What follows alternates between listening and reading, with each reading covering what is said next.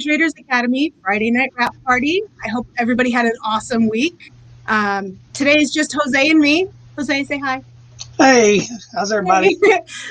Tracy's actually not available today, so she's going to probably join us in the comments, but she's unfortunately not available to be on the live tonight. So I just wanted to give a quick kind of rundown of what we're going to talk about today, and obviously any questions that you guys have, let us know. We're doing a slightly different format this week, so we hope you like it. If not, well, let us know what you don't like and we'll try to change it. We'll take it under advisement.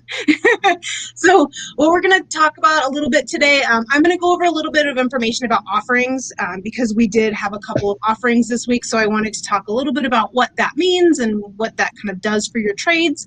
Jose is going to talk about a couple of our notable trades from the week, SNDL, and then I also think AUVI. We're going to go over a little bit of news from the week because I know we've had a lot of traders that have joined our group in the last week, probably as a result of some of that news. So we just want to talk about what it means.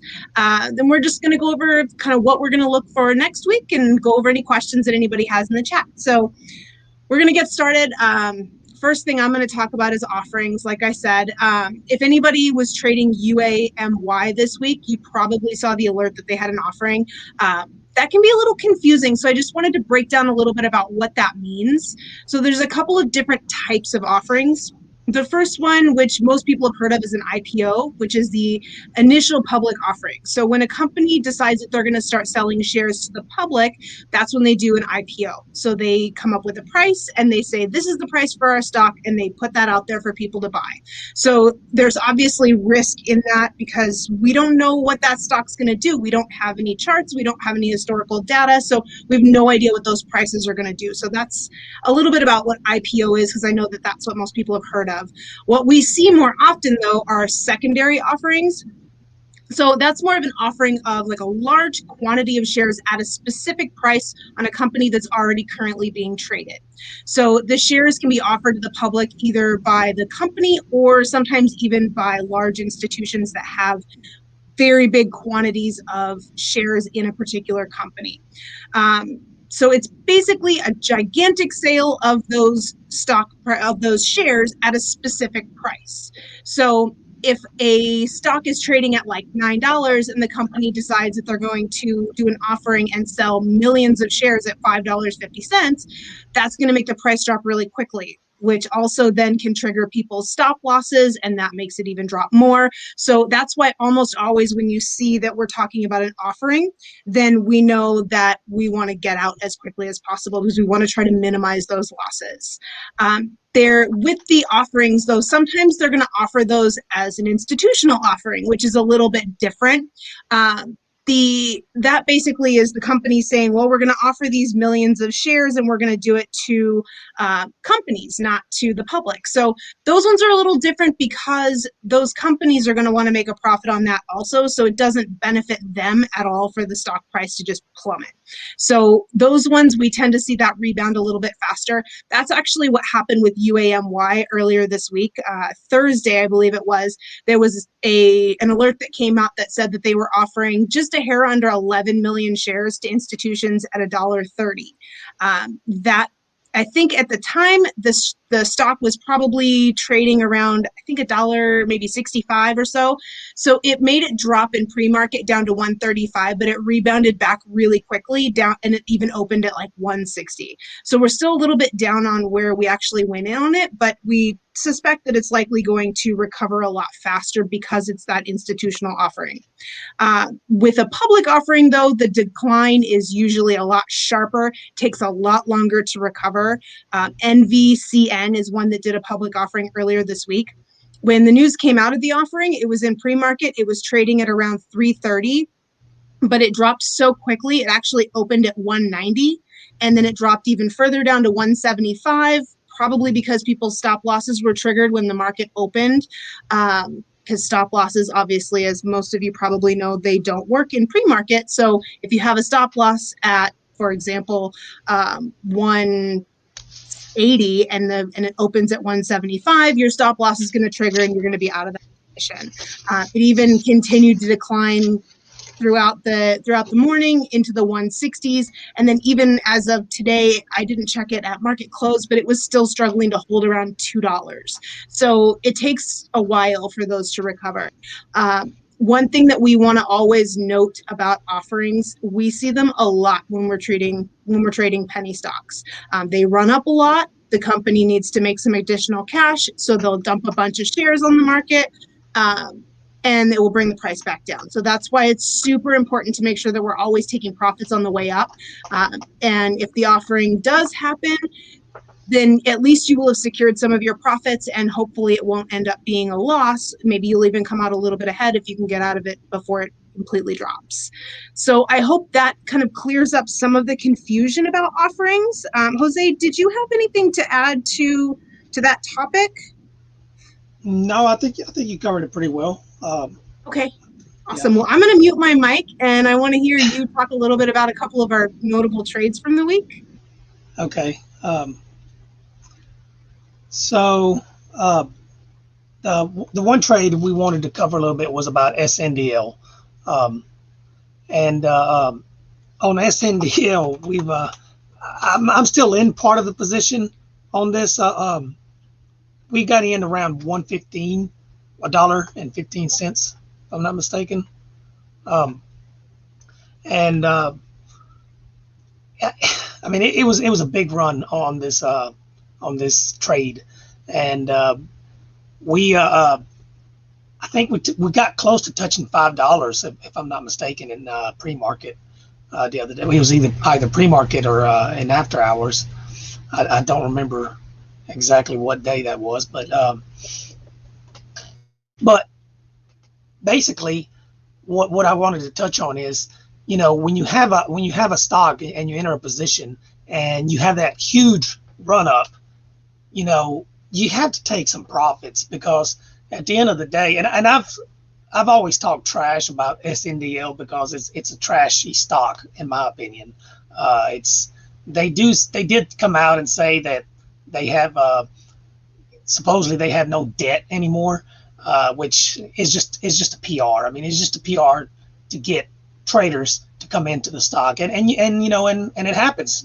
Traders start coming into the stock, but the smart traders, when they get a big extension on the price, they take their profits, and newer traders, they hold on to it because they start believing in the stock, and they basically, as you hear sometimes, you fall in love with the stock. And I mean, if you were in from $1 or even lower, and you rode it up all the way to the $4, close to $5 area, and you didn't take any profits, I don't know what to say. I mean, like I said, I'm still holding part of the position, but I've took my profits. I mean, this stock could go down to $1, and I would still, I could sell my position at $1, and I would still come out okay. I mean, would I rather have sold it all up there? Of course I would, but I'm holding on to some of the position because just in case it did go higher. But you don't want to ever hold on to your whole position in hopes that it goes higher, because then you have this massive drop like we just had yesterday, and now you're stuck there looking at what you could have had. And if you entered even higher than that, let's say you entered around the $2.50 or $3 range, well, now you're at a loss, and now you're just hoping and praying that it does come back up. And if it doesn't, you're gonna either end up bag holding it for who knows how long, or you're gonna end up selling it for a loss. And so that's, these are penny stocks, and you don't want to get stuck holding these penny stocks, because you could be stuck holding them for months and if not longer. So that, that's I guess that's pretty much what it was. I mean, I think I don't remember exactly right off the top of my head, but I know it was well over 200% gains on that stock at one point. It was massive, and I don't know how many members caught that trade, but I know a couple of them did. So congrats to to anyone, and any of y'all that did and capitalized on it. I'm still holding. I'm going to hold until it breaks if it breaks that daily trade line. I will exit my position, which sits right now around 178. So I'm going to give it to about $1.70. And if it breaks that level, then I will exit the rest of my position and move my money into something else. We could look at let me see what the ticker symbol was. UAV. Was it UAVI? No, that wasn't it. AUVI. Okay. AUVI. Let me see. I'm trying to share the screen here.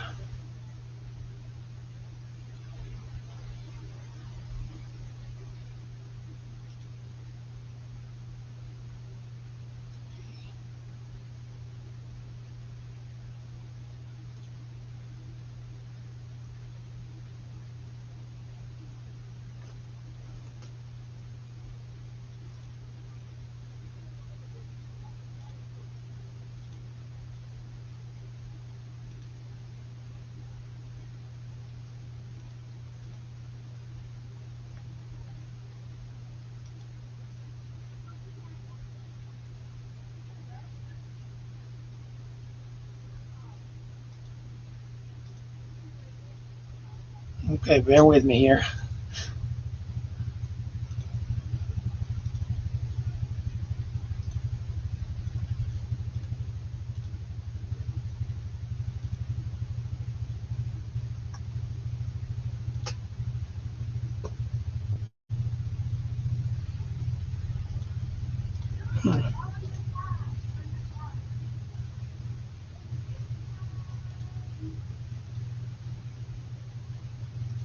Okay. That didn't do it. There we go. Chelsea, I don't know what I did. That's okay. I think you've got everything all on one screen. So if you can put it on your second monitor and share from there, otherwise. There you go. Hi, Louise.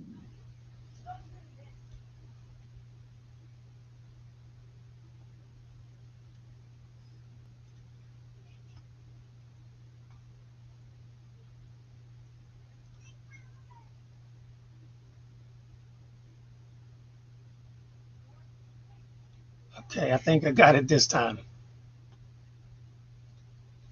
Did that work? Yep, it did. And just click the little full screen button.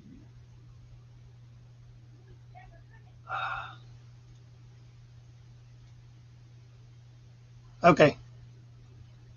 Is that good? That's perfect. Okay. Now let me go move this over here and expand.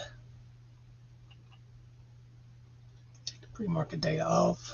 And let me go back to that day.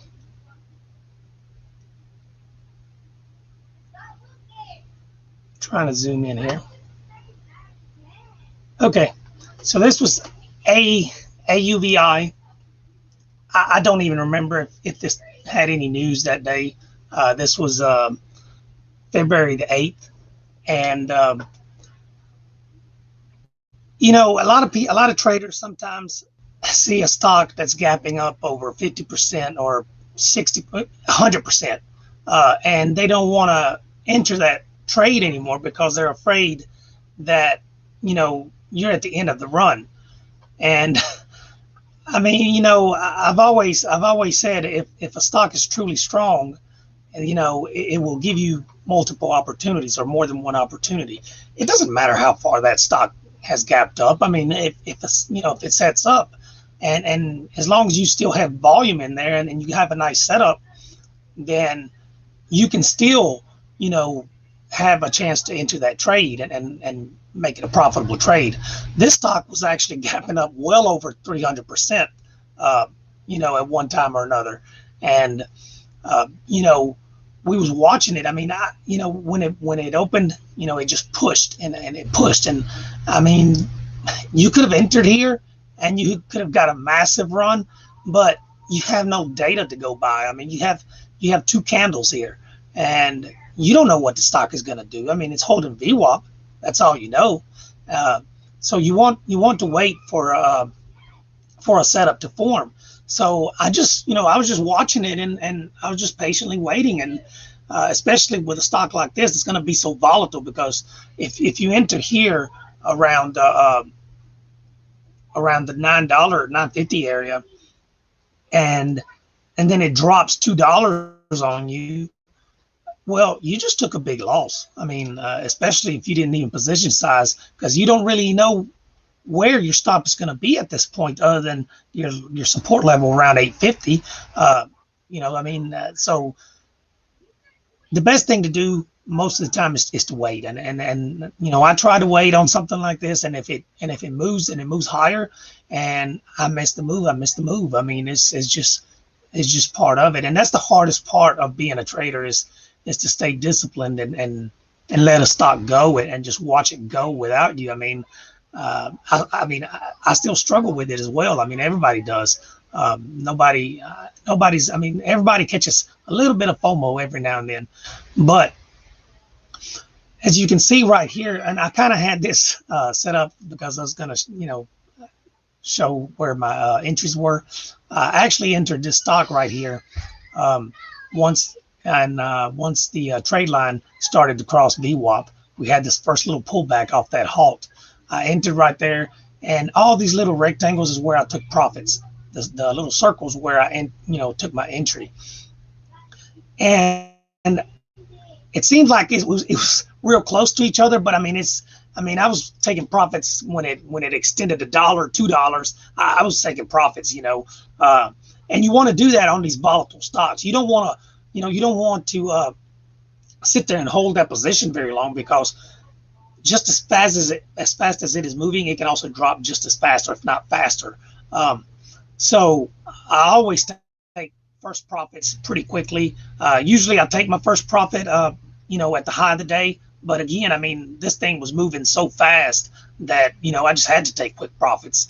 And I mean, I took profits here, and there, and then, and, you know, and I added to my position over here. And because I believe, if I'm not mistaken, on this first trial run, I sold all of my position right here by accident. I pressed the wrong button and I just got out of my position, and I was still wanting to hold on to a piece there, but I you know, in the heat of the moment, I accidentally sold it all. So I entered again right here, took more profits. I added to my position right here, and I sold out right here because I did not want to sell for a loss. So, and I alerted, I said, I'm out. I'm not taking a loss on this. So I exited right here. And then I re-entered right here once it's set up again. I mean, you can see the stock came up, and, you know, when it made the high of the day here, it pulled back and it tested VWAP, and it held at VWAP. But it didn't just hold at VWAP, it held above this prior high. And I mean, the stock, you know, got back above this trade line and curled up. And when I saw that, and I saw this increase in volume, I said, I have to get in. You know, it's worth a try again. And so I entered again and started taking profits. You know, but that just goes back to what we were saying is, you know, if a stock is truly strong, it's going to give you multiple opportunities. And don't ever be afraid of it just because it's gapping up over 150% or 200%. If the stock is strong, it's going to continue to go higher. You just can't market order it at any point in time. I mean, you have to kind of wait for something to set up. You know, whether it's a bounce off this VWAP, whether it's the stock, you know, getting back above the trade line, you get this trade line VWAP separation. You hear me say that a lot. You know, you get the trade line VWAP separation. You can see right here, the trade line crossed VWAP, Let me remove some of this so you can see that Hey better. Jose, while you're looking at that chart, actually, I don't mean to interrupt, but Luis asked a question in the video. He just would like to know what it was that made you enter a second time. Well, okay, so my first entry was in this area, and I accidentally sold all of it here, and I alerted on the alerts that I accidentally was out of all my position, and of course I could have just market order back in, but that would have not been the right thing to do. So what I saw, and I believe I even mentioned it. Let me remove this. This is my entry right here in this area, but let me remove this so I can show you what exactly was that I saw there. Let me try to zoom in a little bit. So without using the fibs or anything, what I saw was the little price action that it had right here. So, you know, we gapped up, and we pushed up above this prior high. You know, we pushed up with an increase in volume. Look at the volume accumulation right there. So once we did that, stock halted, but when it opened up off that halt, you see this tail? You can see that. I don't know if you can see this little white wick or tail or whatever you want to call it to the downside. That candle actually opened up. This candle opened up at 1792, and it came down to 1662, which, you know, it tested this trade line, this little green line. And when I seen it come down, and it barely broke the trade line, but it immediately got back up above it, that was my cue, that the stock is strong. Because when you get a trade line VWAP cross, that's the whole point of the trade line VWAP cross, is once you get that, if the stock is strong, that trade line should hold support. Now, it doesn't always happen, but like I said, if it only happens if the stock is strong. In this case, it was telling you that, hey, this stock is strong, and it's gonna, it bounced right off that trade line. So as soon as it did that, I market ordered into there. I didn't use a limit order. I just market order into it, and once I was in, I started, as soon as it extended, I started taking my profits again, because just because it found support right there and it starts extending up, it doesn't mean it's just going to continue going up forever. I mean, we don't know what it's going to do. So the wise thing is to take profits, and of course you want to take profits also in front of this prior high, which was right here at the moment. So I took some profits there, and then more profits right there. But that's basically what it is. I mean, I've seen it, bounce right off that trade line, and when I seen that was my cue to get in. And whenever I got in it over here, what I was looking at coming out of the halt, we got this red candle. And when I seen that green candle push up, this was just purely price action on it. When I seen that green candle push up, right, and again, this is the trade line right there. The trade line is right in that area. You can see the trade line right there. So when I seen that green candle push up, I was like, it was similar to right here, a little bit different because it was a full candle here. But you at that moment, you could see the buyer stepping in, and I was like, this thing's gonna go again. So again, it was worth a shot. But whenever I seen it didn't do what I wanted it to do. I mean, when it made this candle right here, I wanted the next candle to go up, to start going up higher. When I seen that it didn't, I said, I'm getting out, because while it did find support right here, VWAP, if it didn't, I would have ended up selling right here for a loss, and would have turned this last trade or this last ad into a loss, whereas I got out, pretty even on this last part of the position. But then once it did bounce off VWAP, this was my next cue right here. Once it bounced off this VWAP, and I seen it get back up above the trade line, and I seen volume start to increase, I said it's worth a shot again, so I entered. But at this point, I don't remember right off the top of my head, but at this point, my stop was like $3 away or something like that. So I always say when you enter a stock like that and your stop is $1, $2, $3 away, sometimes it might even be $5 away. And of course, on a small account, you cannot you just can't do it. You just can't enter it, especially. I think it was trading. Yeah, it was trading around $20. So you just can't enter it on a really small account. But when you do enter a stock that the stop is about $3 away, you have to position size accordingly. That means reduce your position size to where if you do stop out at that level, your loss is going to be the same whether you entered here and stopped out at this level. Whether it doesn't matter if your stop is $3 away or your stop is 50 cents away. You should lose the same amount of money on both trades, because that's why you adjust your position size. So if I stop out on a trade that's $1.50 and I'll stop out on a trade that's 25 cents away on my stop, then I lose the same amount of money, But that's basically the what I wanted to cover on this AUVI on that trade. So if you have any more questions, maybe a second time. Okay. Do you see any more questions, Chelsea? Nope, I don't. Okay. So I'm going to pass the mic over to you, and Sure. let me see if I can unshare my got screen. It. Okay. I already got you. I got you. So I don't know what I would do without you. I know. Flounder.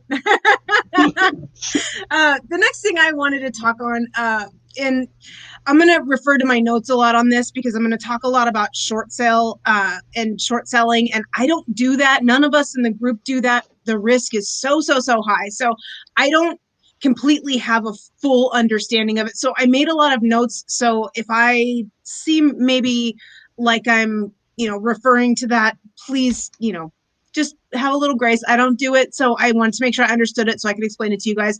But I wanted to talk about what happened with GameStop over the last couple of weeks. We have a lot of new people in our group, and I strongly suggest or suspect that people kind of joined into these trading groups, and because they saw what happened with GameStop and like, oh my gosh, people were buying this stock for like $8-9 and now it's worth like $400 and like I can do that. So I just wanted to talk about it, give a really quick explanation on what happened so that everybody sort of has a basic idea of how exactly that happened and why it's not super common. So before you can really understand what happened, you kind of have to have a general idea of what short selling is. So in a nutshell, someone, if they're going to short sell a stock, they're going to borrow the stock from a broker and then they're going to sell it. And then when the stock drops in price, they're going to buy it back and then they'll return the borrowed share. So if they borrow a share at $20 and then they sell it immediately at $20, the stock drops back down to $15, they buy it back, return it, and then they pocket the $5 extra. So that's kind of a general idea. So GameStop, it was a heavily shorted stock. So a lot of hedge funds were shorting this stock. So a high percentage of those shares being shorted, actually, what I gathered from everything that I read was it was about 140% of the float was a short sale or a short stock. So those funds were betting on the stock failing. The subreddit Wall Street Bets that everybody's heard about use that information to create what we call a short squeeze, which is basically when the buyers step in, they continue to buy the shares, which makes the price go up, which squeezes out shorts.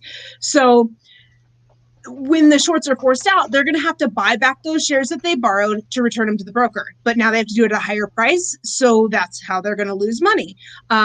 Typically, that's going to be, a much smaller percentage than what we saw on GME.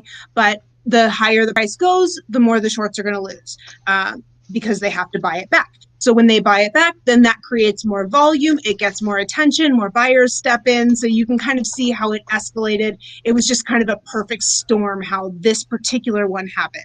So GME ended up going from around a $20 stock, which I think most people would probably agree that that's probably about where it should sit, is around $20, maybe even a little bit less, to over 400, almost $500 at one point during pre-market. So you can only imagine how much money these hedge funds were losing. Obviously, those gains didn't last. And I think when I looked earlier today, GameStop was trading around the $50 range, which is probably still overpriced for it. I think so. Yeah, but it was essentially a giant pump and dump. And we can go more into what that is later, but it's a level of market manipulation, and just kind of, that's really what it was. So then the story gets a little bit more dicey in that some brokers, namely Robinhood, decided that they were going to restrict their account holders from buying shares of GME. So a lot of people were really upset about that. They were accusing the brokers of attempting to manipulate the market to favor these large hedge funds. And from what I was reading earlier today, it sounds like Robinhood's actually going to be facing an investigation because of this. So there's a couple of really big takeaways that we can have from this story. The first one, don't use Robinhood. It's a terrible platform. I'm kidding. Of course, you use whatever platform you want, but we don't ever recommend Robinhood. There were several reasons why before this whole GME mess happened. And anybody who wants to ask any questions about why we don't use Robinhood is welcome to ask those questions in the Facebook group or in the chat or anything. I will be more than happy to share my opinion on that, as will, I'm sure, several other people who have lost money because of Robinhood. But the big lesson that we want to take away from this, always take profits when the stock is going up like that. Because if you think about it this way, somebody out there is holding shares, or at least bought shares of GME when it was close to $500 a share, and it's around $50 now. That's a huge loss. So in order for you to sell those shares, somebody else is going to be willing to buy them. So there's going to be bag holders out there. Don't be a bag holder. Always take your profits. So when it's up, if you bought it at $20 a share, take profits at 30, take profits at 40, take profits wherever, because if it falls, and it will, or it likely will, you want to make sure that you've already got that money in your pocket. So I hope that kind of clears up what happened, because it wasn't a super common thing. It wasn't, a lot of people were like, oh, this subreddit pumped up this stock and then it just flew through the roof. Well, there was more to it than that. It was an ugly situation, and a lot of people made money on it, and that's great, and a lot of people lost money on it, and that stinks. But let's try to make sure that we are on the side of making money on these. Jose, did you have anything to add? Or hopefully I explained short selling. I made money on it. Hey, that's what matters. I was actually not in it this time. Yeah, no, you covered it pretty well. I mean, and that's what it is. I mean, I told people it's a short squeeze, and it's going to end. I was surprised by how long it lasted, but it was going to end. I mean, that's just, it always happens. I mean, this is not the first. I mentioned it before. It's not the first short squeeze to happen, and it won't be the last. I mean, that there will be more, but this one was. The media didn't help things because they was covering it everywhere. And, one thing to keep in mind with something like this is when your grandma and your cousin that you've never talked to that you hadn't talked to in a long time. And, when everybody starts telling you, hey, did you hear about GME or whatever? By that time, it's pretty wise to start taking profits, because by the time everybody hears about it, it's pretty much at the end. And like Chelsea said, I mean, it's this, a lot of people are saying, well, we crushed the institutions. Yeah, some of the hedge funds got hurt, but the really big ones, they didn't get hurt. They held on. I mean, they started selling positions in other areas to cover, on these shorts and to hold on to it until what we got now. But not only that, a bunch of retail traders got hurt, and that is sad, because I know there's people holding it from, from buying in around $300, and that's just sad. But if you don't know, you don't know. So uh, try not to let that happen. I mean, take your profit. Always take your profits on stocks like these. These are not stocks like Microsoft or any other. But That's no, also why we don't short sell stocks. Yeah. Too, I'm not a too, big too, fan of too shorting. risky. Too risky. Anyway, Jose, did you want to go ahead and talk a little bit about what we're going to watch for next week, and we'll kind of wrap it up from there? Yeah, I've got a couple of stocks that I'm watching for options, which is I think it's pronounced FEYE, if I'm pronouncing that right, FEYE. That's I'm looking at that stock for possible option play. It's consolidating right above the 50-day, so I'm expecting it to start making a move up higher. And PTON, PTON, PTON, also was under consolidation right above that 50-day, and I actually missed. I've been watching it, and I actually missed the move on it today. I wish I'd have been paying attention to it, but I think it's still going to have a higher run. It had some good news a couple of days ago, and then had a bunch of 13G filings this morning. So I'm expecting it to go test the all-time highs on it. But for regular penny stocks, I'm looking at several. I mean, I'm just going to mention the tickers that I got right here. I'm looking at ACST, which we are already long on ACST for a swing. I'm looking at GTE, LKCO, ADIL, ADMP, Rave. I might have missed a move on Rave. I've been looking at that one as well, but we might have missed that. No, I think it'll still go. And ZOM, we've been swinging ZOM, and I think it'll still go higher. And even SNDL, I'm not telling anybody to buy SNDL because it's done made a huge move and it's pulled back. But as long as it holds that trade line, it still has a possibility of going higher. So those are just a couple of tickers that we're looking at for next week. I think SNDL is going to consolidate and then fly like mid to end week next week. Yeah, I think it's. I mean, it has a. Let me look at the chart really. Yeah, I don't like the volume that it had yesterday on that pullback, but it held that trade line, so that's important, and it also lines up with that gap. So I think it has a very good chance of continuing higher. It's just going to take a couple of days to push up. It's not just going to run like it did these last 2 days. But I do believe it makes a higher. These cannabis stocks are, man, with the legislation, the hopes of legislation, getting approved, they're all moving. So you just pick your poison on them. But yeah, that's it as far as the stocks that we're watching into next week. Hey, Luis, I see your question about walking through the steps of doing options, buying options, as far as like how it goes on the actual screen. That's going to depend on the brokerage that you're using.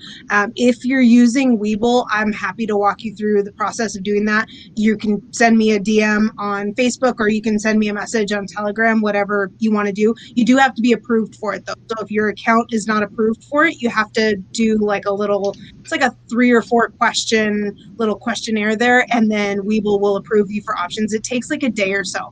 If you're not approved yet and you want to start that process, and then shoot me a message, I would be happy to send you some screenshots and show you how to do it. It's much more difficult to do on desktop. It's way easier on the app. So I'm happy to walk you through. Yeah, I can do a Zoom meeting on that, and if they want to, so we can cover that. I mean, and look at the option chain and how to select a good option, because you don't just want to go in there and buy an option because if it doesn't have volume in it, or if the delta is too low compared to the and I don't know if I'm pronouncing this right, theta, what I'm not good with words, but so you want to make sure that you have a good ratio there, and because if not, you're just gonna get crushed. It doesn't matter if the stock moves in the right direction, you're still gonna get crushed. That's the only thing about options, and sometimes we end up selling them for a loss because sometimes we take the option, but we don't take enough time on it. And you're right about the move, but you were wrong on the time, and you end up selling for a loss. But Yep. which one are you long for swing? I'm only Tatum. Man, let me look. Since I use both platforms, I'm just going to tell you what I have on Webull. So currently, I held on to some of FTFT for a swing. But I got in around the 820s. I'm long ADGR. I'm long ACST. And ACST I'm long from $1.20. CNET I'm still holding on to CNET. I know some of you probably cut CNET, but I'm still holding part of that position because I still think it goes higher. OGEN, I'm still holding some of that. AMTX, I'm still holding on to that. I'm at a 3% loss on that. KOPN, I'm still holding, and I see it came back up above $10. And of course, SNDL. I have NAK, ZOM, GSAT, and GSAT's another one to be looking out for this coming week because I think it still makes a move higher. It actually popped a little bit today. And XSPA, those are what I currently have on Webull, and I may have one or two on Schwab, but I try to take most swings on Webull because they can make moves early pre-market, and you get to capitalize on those moves. So those are I've got a couple of the same as you, and a few additional as well. I've got AVGR. I've also got some options. I've got TWTR. I've got PINS, well, yeah. NKE. I did UAMY. I think I took TWTR on Schwab. Yeah. Well, I didn't go into the options that we're holding, but the stocks. Yeah. Well, if anybody else has any questions, now's the time to put them in the chat.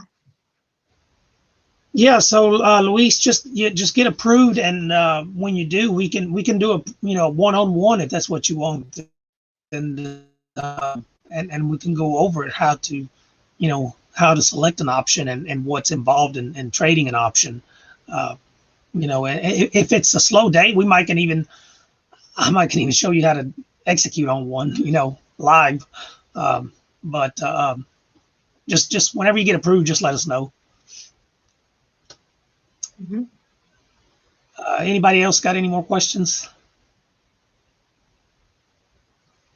I don't see any popping up in the chat. Okay. Well, I just want to say, I don't know if y'all know, but just a reminder that on Monday the markets are closed, so we're gonna have a long weekend to enjoy. Maybe do some grilling, sleep in.